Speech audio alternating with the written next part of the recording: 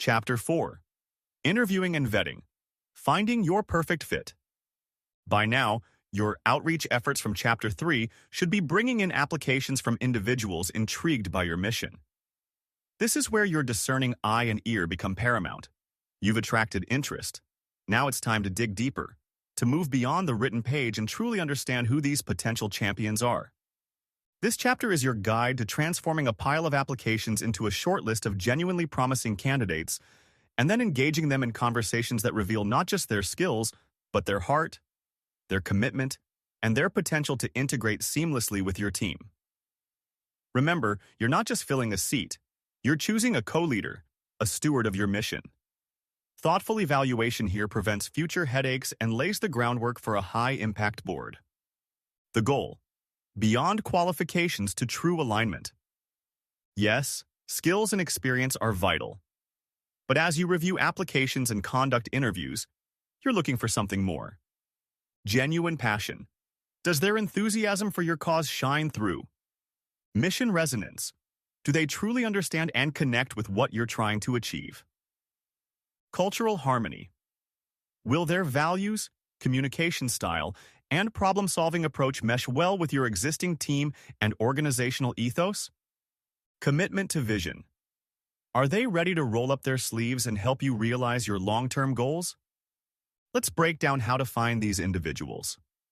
Phase 1. The art of application review. Your first filter. Before you schedule a single conversation, your first task is a thorough review of every application received. This is your initial screening process, helping you identify those candidates who, on paper, most closely align with the ideal candidate profiles you developed back in Chapter 1. Your application review checklist. Look for mission connection, the why. Does the candidate articulate a clear and compelling reason for wanting to join your board specifically? Do their answers to any open-ended questions reveal a genuine understanding of and passion for your cause? Action point. Keep your mission statement and ideal candidate profiles handy as you review. Relevant skills and experience. The what. Do their stated skills, e.g. finance, fundraising, marketing, legal, program expertise, directly address the gaps and needs you identified in your planning? Does their professional background or prior volunteer experience suggest they can bring tangible value? Pro tip. Create a simple scoring rubric or checklist based on your top 3 to 5 priority needs. This helps you evaluate candidates consistently. For example, financial acumen, 1 to 5. Fundraising experience, 1 to 5. Demonstrated passion for mission, 1 to 5. Potential for engagement, the how. Does their application indicate a willingness to commit the necessary time? Are there any red flags in their application, e.g. very brief, generic answers, stated availability that clearly doesn't match your expectations? Narrowing the field. Your goal here is to create a shortlist of the most promising candidates. It's okay to be selective. This ensures you invest your valuable interview time with individuals who have the highest potential to be a great fit. Phase 2. The board introduction call. Setting the stage for connection. You've got your shortlist. Now, it's time to invite these individuals for a conversation. The invitation. Language matters. A helpful tip is to consider framing this initial conversation as a board introduction call or a mutual exploratory conversation, rather than a formal interview. This subtle shift in language can significantly lower the pressure and encourage a more open, authentic dialogue. Your invitation email should express enthusiasm for their application.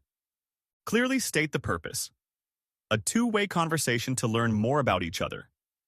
Offer flexibility in scheduling. Using a tool like Calendly can be a huge time saver, or offer a few specific time slots. Include a brief overview of what they can expect, e.g., this will be a 45 to 60-minute conversation with interviewer as names and titles to discuss your interest, our organization's work, and how your skills might align with our board's needs. Reiterate that you value their time and interest. Creating a welcoming atmosphere, virtual or in person. First impressions are a two-way street. Whether your call is on Zoom or in person, aim to create an environment that is professional but warm. Start on time, be prepared, but also be friendly and approachable. Mission-focused. Begin by briefly and passionately resharing your nonprofit's mission, a recent success story, or your vision for the future. This sets the context and reminds them why they're there. A dialogue, not an interrogation. Emphasize that this is their opportunity to ask questions and learn about you too. A comfortable, respectful atmosphere will reveal far more than a high-pressure grilling. Phase 3. Conducting insightful interviews, asking the right questions. This is your chance to bring the application to life and assess those crucial intangibles. Your interview A-team, if you have one. If you've assembled a small interview team, as discussed in Chapter 2, have a quick pre-interview huddle. Review the candidate's application and your ideal candidate profile. Assign who will ask which core questions to ensure all key areas are covered. Decide who will take lead notes. Action point. Ensure all interviewers are familiar with Template 5. Sample board, interview questions. This provides a great starting point, but feel free to adapt and add questions specific to your needs for this recruitment cycle. Key areas to explore. Refer to Template 5 for specific question examples. Motivation and deeper mission. Alignment. Go beyond their application answers. Ask, why now? What truly excites them about your specific work? Skills and experience in action. Ask for concrete examples. Tell me about a time when you used your financial skills to help an organization navigate a challenge. Explore how they see their specific skills translating to your board's needs. Problem-solving and strategic thinking. Use scenario-based questions.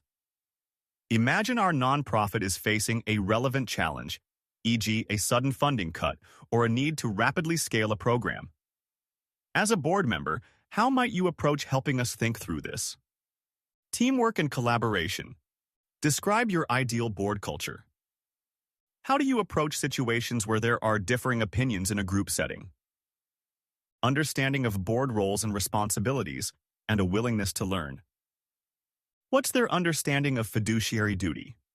Governance. Fundraising expectations. Time commitment and expectations. Reiterate your expectations clearly and confirm their ability and willingness to meet them. Active listening is your superpower. Pay close attention not just to what they say, but how they say it. Are they thoughtful, enthusiastic, clear, respectful? Probe deeper with follow-up questions. Can you tell me more about that? Or, what was the outcome? Be transparent. Be prepared to answer their questions honestly and thoroughly. They are interviewing you too. Common questions revolve around time commitments, fundraising expectations, current organizational challenges, and the board's working dynamics. Watch for red flags, subtle vetting. Lack of preparation or knowledge about your organization. Dominating the conversation or not listening well. Vague answers or an inability to provide specific examples. Focusing solely on what they will gain, e.g., resume building, rather than how they can contribute. A communication style or values that seem misaligned with your organization's culture. Unrealistic expectations about the role or their ability to influence.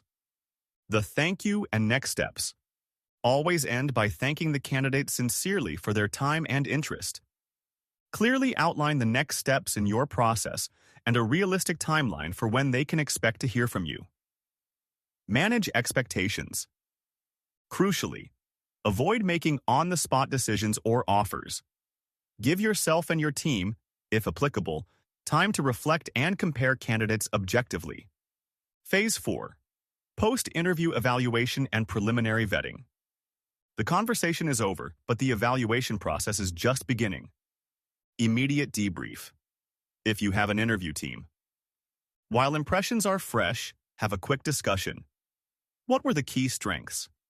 Any concerns? How did they stack up against your ideal candidate profile and selection criteria? Action point. Each interviewer should jot down their individual notes and impressions immediately after the call. Review your notes and selection. Criteria. Compare candidates objectively based on your predefined needs and the insights gained from the interviews. Don't just rely on gut feeling, though that can be a factor. Back it up with evidence from the application and interview. Preliminary vetting. Beyond the interview. Reference checks, if you asked for them.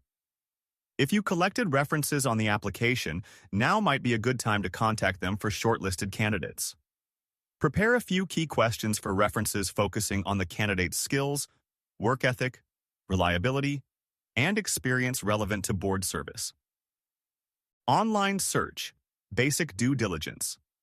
A quick ethical online search, e.g. LinkedIn, Google News, can sometimes provide additional context or, in rare cases, reveal publicly available information that might be relevant, either positive or concerning. Be mindful of privacy and avoid making assumptions based on limited online information. Internal gut check. Does anything feel off that you can't quite articulate? Sometimes it's worth a further quiet reflection or a confidential discussion with a trusted colleague on the recruitment team. The goal of vetting. This initial vetting is about confirming the positive impressions from the interview and ensuring there are no immediate, obvious disqualifiers before you move to more formal steps like background checks, which we'll cover in the next chapter. Phase 5. Communicating your decisions. With clarity and respect. This is a vital step that reflects on your organization's professionalism. For candidates, you're moving forward with the conditional offer. This is an exciting moment. You can reach out with enthusiasm to express your strong interest in having them join the board. Clearly state that you would like to extend an invitation to join the board, contingent upon the successful completion of final due diligence steps, including a background check, which will be discussed in detail in Chapter 5. This is not the final, formal offer yet, but an indication of your serious intent. Outline these next steps, e.g., the next step is a standard background check, which we will initiate with your consent. Assuming that goes smoothly, we will then issue a formal invitation and begin the onboarding process. Provide an anticipated timeline. Reiterate your excitement about their potential contribution and why you believe they are a strong fit. Action point. While you'll have a formal acceptance letter template for after all checks are complete, this initial communication can be a warm, positive email, clearly stating the conditional nature of the invitation. For candidates not selected, this can be tough, but handle it with grace and respect. Thank them sincerely for their time, effort, and interest. If appropriate and genuine, you might mention a strength you observed. Politely inform them that you've decided to move forward with other candidates whose experience or skills more closely matched your immediate needs for this particular cycle. Crucially, keep the door open. They invested time in you. Could they be a future committee volunteer, a donor, an ambassador? Suggest ways they might stay connected if appropriate. Action point. Refer to your rejection letter template. A timely, respectful no is far better than silence. Interviewing and initial vetting are about careful discernment. It's about looking beyond the surface to find those individuals who possess not only the right skills but also the heart, the passion, and the collaborative spirit to truly elevate your mission. By approaching this stage with thoughtful preparation, active listening, and respectful communication, you significantly increase your chances of building a board that is not just functional but truly transformative. You're getting closer. Next up, in Chapter 5, we'll cover the important step of conducting background checks to ensure you're bringing on trusted stewards for your organization.